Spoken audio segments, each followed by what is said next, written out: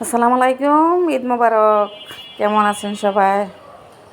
আশা করি সবাই ভালো আছেন। আমি আলহামদুলিল্লাহ ভালো আছি। সেমাই রান্না করলাম, সেমাইয়ের বরফি, তারপরে নবাবী সেমাই। তো সেমাইটা রান্না করে কিচেনে চলে এসেছি। একটু মাংস তো অবশ্যই রান্না করতে হবে ইনশাল্লাহ, যদি আল্লাহ খাওয়ায়। রসুন আর পেঁয়াজটা একটু ব্লেন্ডার করে নেব।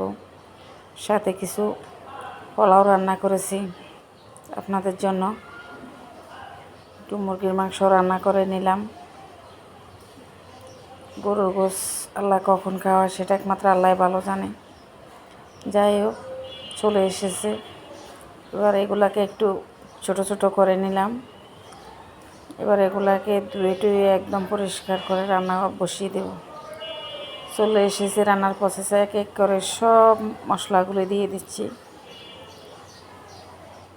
আপনারা কি করতেছেন অবশ্যই কমেন্টে জানাবেন। আপনাদেরকে কি মাংস খাওয়া হয়েছে নাকি আমার মতো রান্না করতেছেন?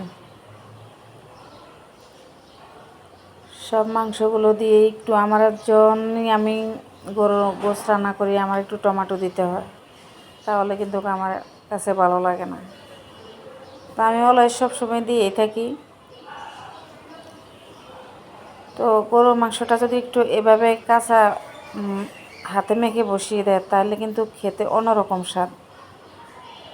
আমি কিন্তু সবসময় এইভাবেই রান্না করি। তো ভিডিওটা এই পর্যন্তই ছিল। আল্লাহ হাফেজ।